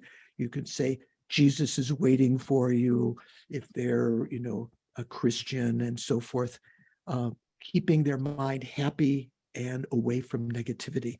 But you can't, what they're going to experience in the future is due to their karma. But as Mary's well-asked question before, it also depends on their state of mind at the time of death, what karma ripens. So if you can prevent them from having negative state of mind, then they're in much better, what might be expected would be that the heavy negative karmas aren't going to ripen if you can prevent the negative state of mind then. Okay. Thank you. Yeah. So just to preface or to go back, so the blessing the speech practice, where you say the Sanskrit vowels, right? Right. Sanskrit consonants and the mantra. And it says, as you recite the vows, white nectar and beams flow down from the mantra and fill your whole body. All negative karmas collected with your body from beginningless rebirths are completely purified. Okay, that's when we say is that when just statements like intention? that are made, that doesn't mean, like say, for instance, you could say in the Vajrasattva, which is much more complicated meditation, that you even say all of my negative, you visualize Vajrasattva, all your negativities are purified. What that means is, if you were to do that again and again and again, it doesn't mean simply doing it once, that all of your negative karma is purified. Otherwise, we could just, we could say it once and we're safe. It's not like that. It has the potential to purify that negative karma. Like say, for instance, when you apply the four opponent forces, feeling regret about shooting the squirrel or catching the fish or shouting at your mom or cheating someone, feeling regret about that doesn't purify it immediately. It certainly will take a chunk off, the more and more that you apply that opponent force, eventually you can get to the point where one of the aspects of the ripening of that karma will be diminished. So generally in purifying negative karma, as you said, there are four opponent forces, and each of those forces purifies one of the aspects of the ripening of karma. You have to really purify completely, you have to apply all opponent forces again and again and again. And say from the Mahayana point of view, with a motivation of bodhicitta, with an understanding of emptiness, there is some hope that you can really purify, some action that you recall, you can actually purify. There are actions that we don't recall, but we can purify them also because we can get intimations of what those actions are. Say, for instance, if we have the tendency of being abused by others, even if this lifetime we don't have that tendency, we say, oh my gosh, there's no way I can experience that abuse if I hadn't created it in the past. So to feel regret about that action that you don't recall, I should not abuse others and so forth. That can purify those negative karmas that you don't even remember doing. But it doesn't mean just like that. You regret once and it's gone. It's kind of a process of erosion, you might say, that karma becomes a little less intense and less problematic. But to really purify it completely will take a long period of time. Okay. How are we doing? Okay. So let me go a little bit further just for auspiciousness to hear this discourse about the threefold Mahayana morality. So we talked about the morality of restraint. Now we're talking about the morality of accumulating virtuous qualities. How did we say? Acquiring virtuous qualities. So another point here, it says,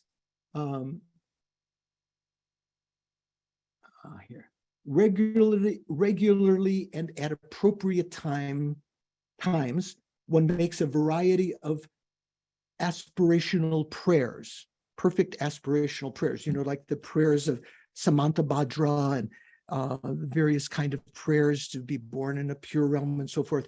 All of these are under that facet of morality of acquiring virtuous qualities. And different manner of extensive forms of worshiping the three jewels, praising and worshiping the triple gem. One applies oneself to and initiates efforts toward everything that pertains to virtue, always and continuously, applying oneself to create virtuous karma. One abides in a state of mindfulness in the relation to one's body and speech. So you're one of the precepts of preventing negative actions is to be mindful of your mind stream and all actions.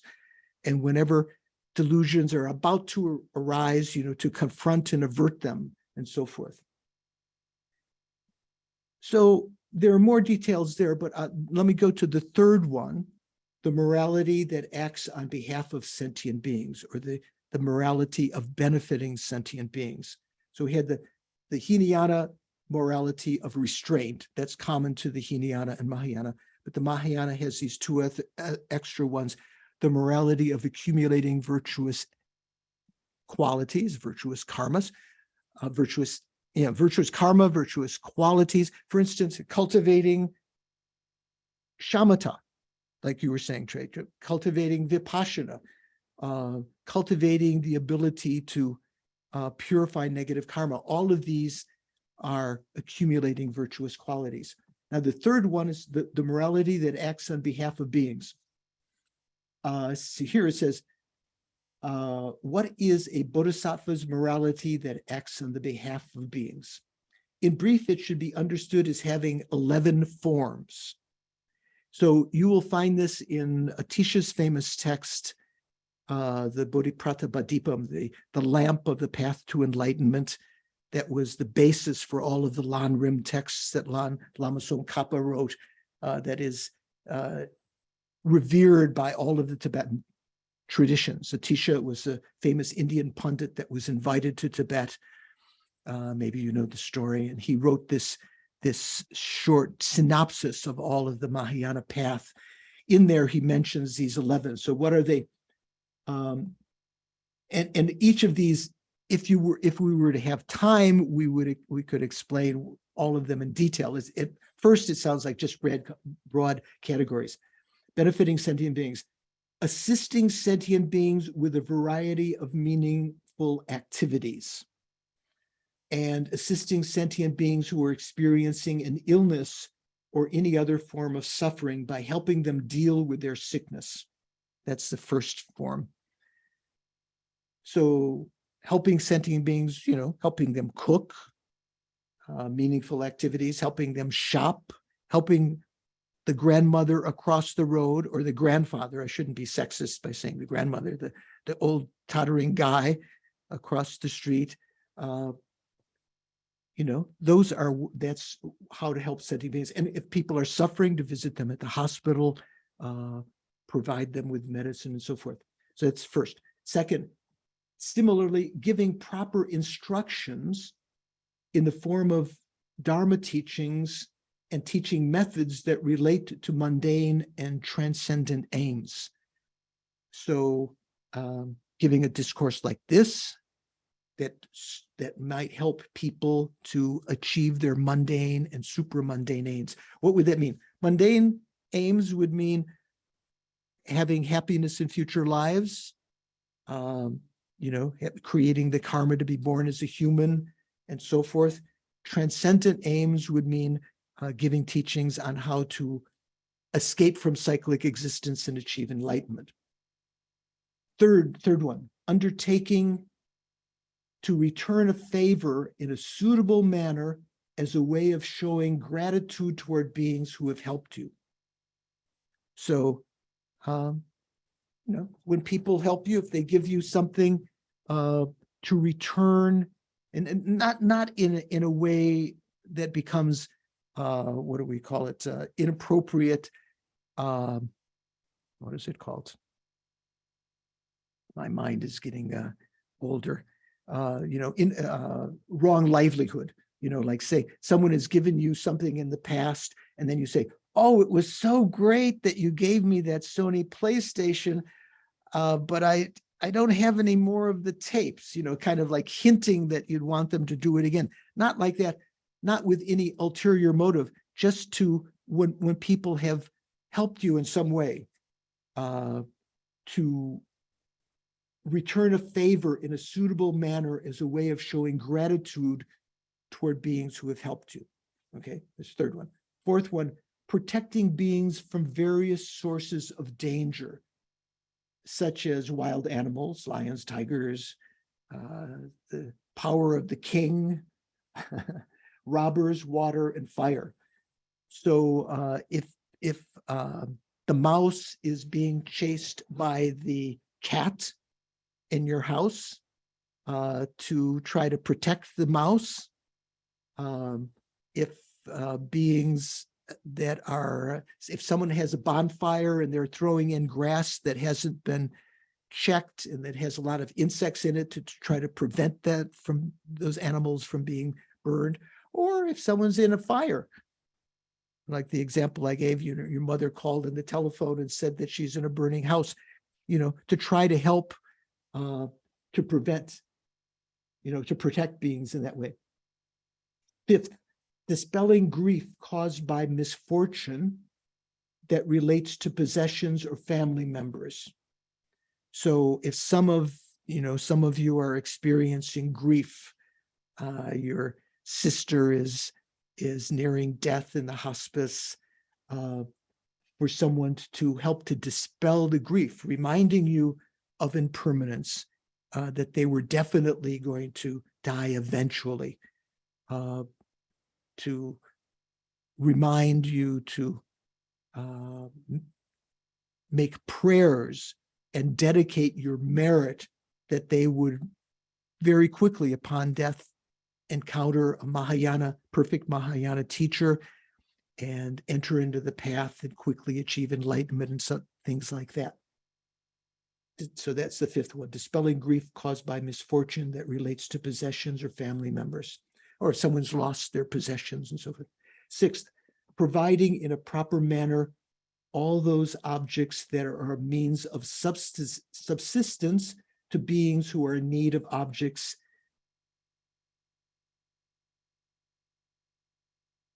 So, for instance, if there are people in the neighborhood who don't have food, to see either yourself to buy some food for them, or to try to find a way that they can get on the government assistant plans and so forth. That would be, many, many broad kind of things.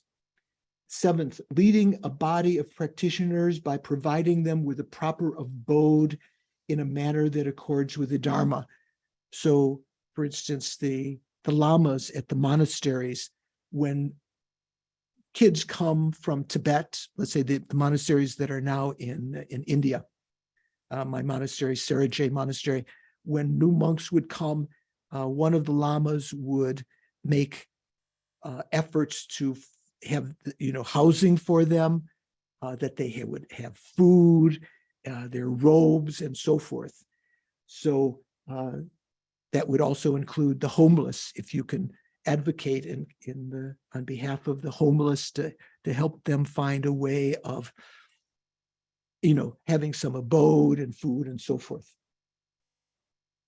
8, receiving food and drink and the like from others by approaching them at appropriate times and conversing with them, chatting with them and pleasing them, engaging in orderly discourse regarding worldly affairs, coming and going in response to invitations from others. In short, acting in a way that complies with the minds of others while avoiding all forms of unattractive and wrongful behavior. So what would that mean? Say, for instance, the monks, one of the activities traditional in Tibet of the monks was to go for alms. Do you know what alms are? You might say, some people would say they're out begging for food. That's not, actually going for alms means giving the opportunity of the laity to offer to you, and in such a way they create virtuous karma. So all of those are kind of like that. 9, giving encouragement to others by declaring their genuine good qualities, either in private or openly. So when you notice good qualities in others, to compliment them, encouraging them to continue to do those good things in openly so that they hear it, or in private with them, or even in private with others. 10, carrying out acts of suppression in the forms of reprimand, the imposition of punishment or banishment with a mind that is inwardly affectionate and holds the superior attitude of wanting to benefit those who are involved, and doing so for the express purpose of turning them away from opportunities to engage in non-virtuous actions and establishing them in opportunities to engage in virtuous actions. So sometimes, what do we call it in the world? Tough love. Your kid is going out stealing. You might reprimand them in certain circumstances when it would be effective, but not out of anger with them, but with the intention of turning them away from negativity and turning them toward the Dharma. And last one, causing beings to recoil from non-virtue by using miraculous powers to directly reveal the migratory states of the hells, etc., and winning over, pleasing and astonishing, winning them over, pleasing them and astonishing them so that they will dedicate themselves to the Buddhist teachings. So that sounds amazing, right? If you have miraculous powers, in the time of the Buddha, there's one holiday that we have every year called the Day of Miracles, when the Buddha did these, miraculous things. Generally, the Buddha did not reveal miraculous powers, but in certain circumstances, in order to turn the people's minds toward the Dharma and virtue, if you have those magical powers, that's one of the 11 ways of benefiting sentient beings. So that's a very concise, I think we've reached the time limit of the class. So I wanted to finish at least sort of a general explanation about this threefold morality. We went into various, I think, very important and interesting facets of your questions about emptiness and karma and purification. All of them I thought were really worthwhile. Before we finish, does anyone have any other final question or thought?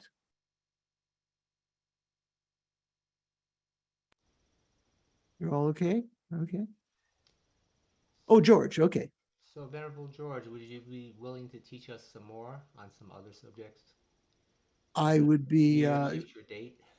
yeah, I'd be happy to, with whatever, your center, whatever procedure you have, whether Trey or Cindy or yourself, or, yeah, I would be open. Thank you very much for your attendance. Really good questions. And I hope we have a chance to meet again in the future. Let's now just spend a moment in dedication. So I mentioned at the beginning, 3 important times. The beginning, it's important motivation, because that gives the impetus to whatever action you create, becoming virtuous or non-virtuous, or even, bodhicitta motivation. We tried to do that at the beginning. In the middle, all of you were attentive, trying to think and contemplate and meditate. Now at the end, we know that we've created some virtuous karma during this hour and a half or 2 hours and a half, whatever it's been. If we don't dedicate that merit, it may ripen in the future. If it was virtuous karma, it will ripen in something pleasing, but it might be, say, for instance, without dedicating it, we become incredibly wealthy in the future. And as a result of that, not having dedicated that merit for the welfare of others, we might become miserly, proud. If we're born as in the future because of our practice of, creating virtue, say morality especially, we may be born very attractive. But that can be also, if that hasn't been dedicated to be beneficial to others, that can cause us again to become, like the movie stars, or, someone who's very fond of their own appearance and using it for their own benefit and so forth. So what we want to do is we want to dedicate the merit that we've created, that it will become the cause of our continued spiritual development, year by year, life by life, up to and including enlightenment, from which stage we can effortlessly, because the Buddha doesn't have to think about things, he just automatically benefits sentient beings in the best way possible, spontaneously.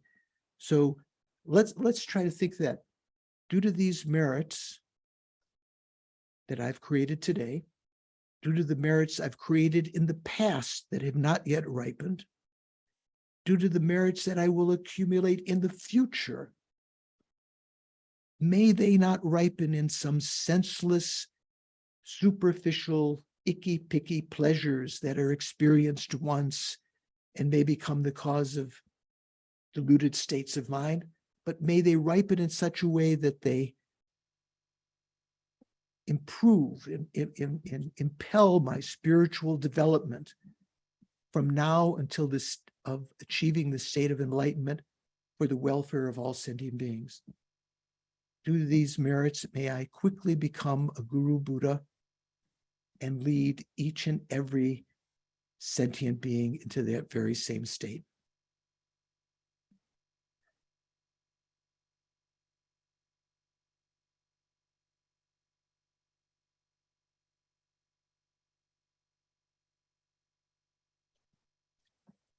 Thank you very much.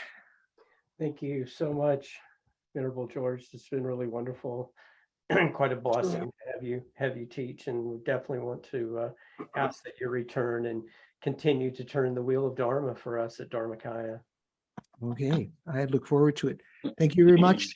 I I'll agree. leave you now. We've just Thank you. gone over Thank you 3 so much. minutes. I hope that's okay. So Yeah. take care, and hope we meet again in the future. Take care. Thank you, Venerable George. Please take Bye. care. Thank you, Venerable.